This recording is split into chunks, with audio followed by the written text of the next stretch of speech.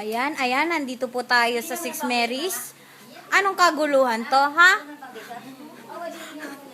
Nandito si Kuya Eddie, ang ating photographer. Si Ate Marcel hindi prepared.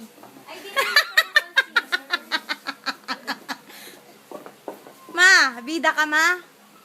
Ma, ang tunay na apo ni Don Marcos. Hindi ka naman krus eh. Hindi ka naman kasali. Ba't sumasali ka? Bakit? Ano ba apelido niyan? Ano ba apelido mo? Di ba ablog? Itlog? Ha? Ha?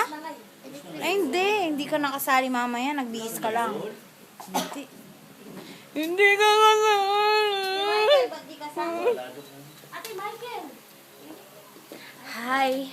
Last day na namin. Wala si Ate Marlene. Kawawa siya, no? Nakakaawa naman siya.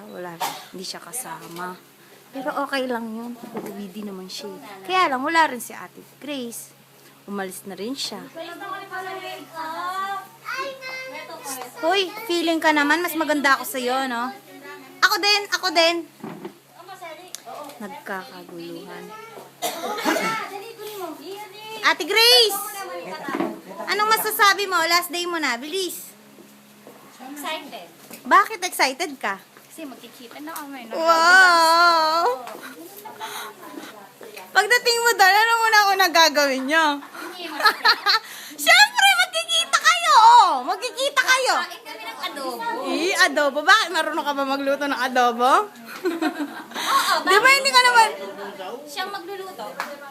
Tingnan mo si Papa, mainit na naman yung ulo niya. Tingnan mo. Diyos ko. Kailan kaya siya mag-iisma?